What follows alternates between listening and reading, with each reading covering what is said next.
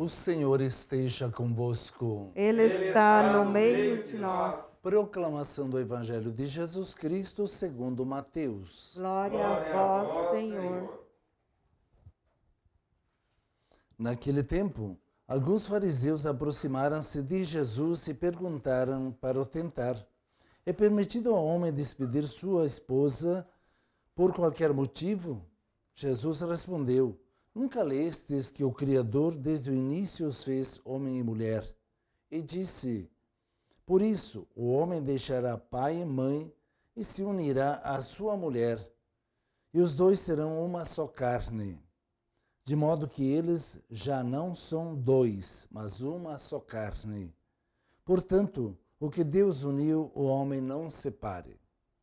Os fariseus perguntaram: então, como é que Moisés mandou dar certidão de divórcio e despedir a mulher?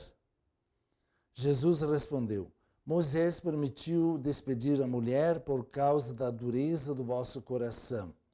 Mas não foi assim desde o início.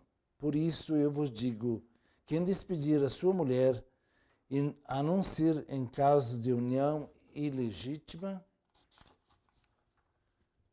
e se casar com outra, comete adultério. Os discípulos disseram a Jesus: se a situação do homem com a mulher é assim, não vale a pena casar-se. Jesus respondeu: nem todos são capazes de entender isso, a não ser aqueles a quem é concedido. Com efeito, existem homens incapazes para o casamento porque nasceram assim, outros porque os homens assim o fizeram. Outros ainda se fizeram incapazes disso por causa do reino dos céus. Quem puder entender, entenda. Palavra da salvação. Glória a vós, Senhor. Meus irmãos e irmãs que nos acompanham nesta celebração, nesta semana de oração pela família, justamente temos um evangelho que nos faz refletir sobre a profundidade do sacramento do matrimônio da nossa família cristã. Vivemos num mundo que cada vez menos preza a fé, ou na praticidade do dia a dia as pessoas vão deixando de lado viver intensamente o sentido do matrimônio cristão. E nesta semana somos convidados justamente no mês vocacional a rezar pela vocação ao matrimônio, rezar pelas famílias, desde domingo que celebramos o Dia dos Pais. Esta realidade que nos faz voltar-nos para a origem da palavra de Deus é um convite importante a reconhecermos que não podemos, a bel prazer, simplesmente trocar o sentido e o valor daquilo que Jesus nos ensinou. E nem mesmo pela evolução que uma sociedade faz.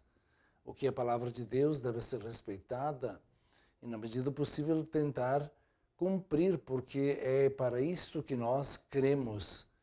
E temos como valores justamente algo fundamental desde a criação, como Jesus nos explica, Deus nos fez assim, nos fez para viver a graça, não priorizar as fraquezas. As fraquezas são parte do ser humano. E quando achamos mais fácil desfazer-nos dos compromissos, então sim valorizamos as fraquezas humanas ou as limitações humanas. Mas o que precisamos nos preparar, sim, com tanto estudo, tanta ciência, tanta tecnologia, tanto conhecimento, mais do que nunca somos chamados hoje a aprofundar e ter conhecimento da grandeza dos valores da vocação cristã, que para viver no meio do mundo conturbado, diferente, provoca sempre a nossa fé e os valores que nós acreditamos.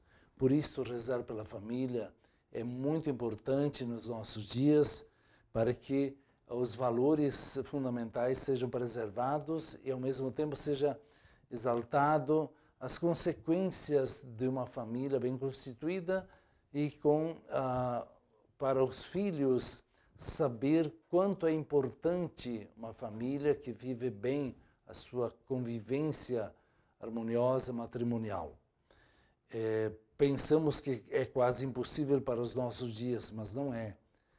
Depende muito da decisão dos corações das pessoas e colocando em primeiro lugar a vida própria, em primeiro lugar, e depois a vida da vocação, no caso do matrimônio, a união, a aliança celebrada entre duas pessoas que precisam se conhecer muito bem antes de assumir uns compromissos para poder construir um projeto a dois.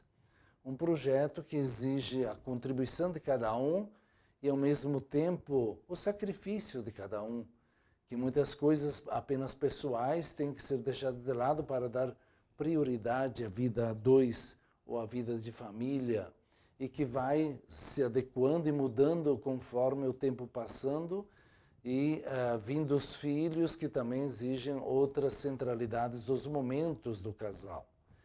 Eu fico muito triste quando encontro casais, pessoas que vêm e falam, olha, não deu certo, não deu mais, nos separamos, ou dizer o cônjuge me abandonou e me deixou só com os filhos. Isso entristece o coração, entristece porque são projetos destruídos ao longo do caminho.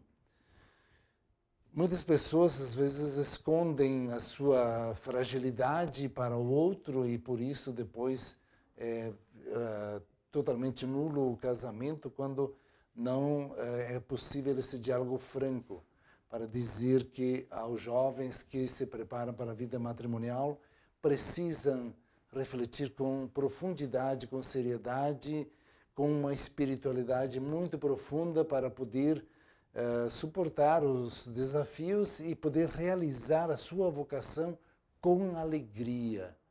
O matrimônio já é constituído e celebrado como uma festa.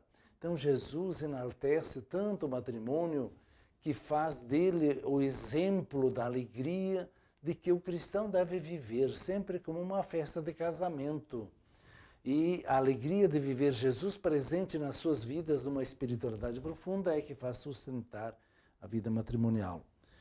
Então, assim como o povo de Israel teve que sempre retomar a história que os antepassados viveram, com a ação de Deus presente na vida deles, renovando a sua aliança, assim o casal precisa, a família precisa sempre retomar a sua história, rever as vitórias que celebraram, rever as superações que tiveram, celebrar espiritualmente todos os acontecimentos, celebrar os acontecimentos do momento, um aniversário de casamento, os passos, as vitórias que dão como família, tudo isso faz revitalizar a alegria de viver em família.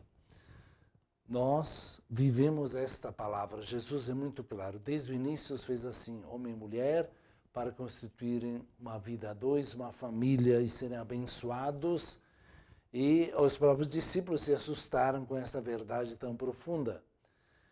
Ao mesmo tempo, apresenta como um desafio as outras opções, as outras decisões. Mas quando é feito de coração sincero, tudo é superado, tudo é vencido. Sabemos que, como os discípulos se assustaram e acharam que não valeria a pena, Jesus também poderia ter dito para o Pai, não vale a pena essa proposta de ir ao mundo, me fazer filho dos homens e morrer na cruz. Morrer por amor a eles. É um projeto catastrófico, se você olhar humanamente, mas é um projeto salvífico, é de grandeza, de amor verdadeiro. E hoje temos a presença de uma santa muito especial brasileira, que eu lembro que nos tempos que ela agia, fazia seus trabalhos, muitos a criticavam até, porque achavam que ela era simplesmente uma pessoa que agia para resolver um problema momentâneo, mas era uma pessoa dulce dos pobres, de grandeza extraordinária, de coragem. Ela era uma pessoa que, por si, pelos bens materiais, não precisaria se esforçar nem fazer todo o sacrifício que fez. Mas ela não suportava ver tantos pobres sofrer, especialmente a falta da saúde, onde ela se dedicou muito, além das coisas primárias do alimento, mas do cuidado da saúde dos pobres. Então temos uma grande santa no Brasil, que é exemplo para nós e muito recente, até canonizada recentemente, para nos dizer que a caridade é a grande graça da vida cristã e que faz a diferença na convivência social, e por isso toda pessoa que age pela caridade é abençoada por Deus, é agraciada, é fortalecida. Então não se cansem de fazer o bem, não nos cansemos, ou melhor, todos nós, de fazer o bem como cristãos, sem pensar egoisticamente, mas sempre na generosidade de ajudar os irmãos, para que todos sejamos verdadeira família de Jesus Cristo, a família de Deus, vivendo esta graça maior. Então, cada um de nós celebre, viva intensamente sua vida familiar, do jeito que a família é, às vezes não dá certo mesmo, mas não vamos desistir dos valores que ainda é possível celebrá-los.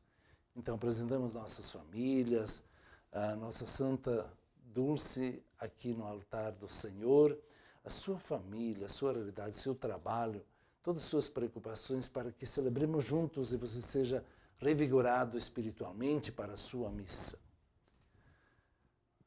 Vamos agora apresentar ao Senhor as nossas preces.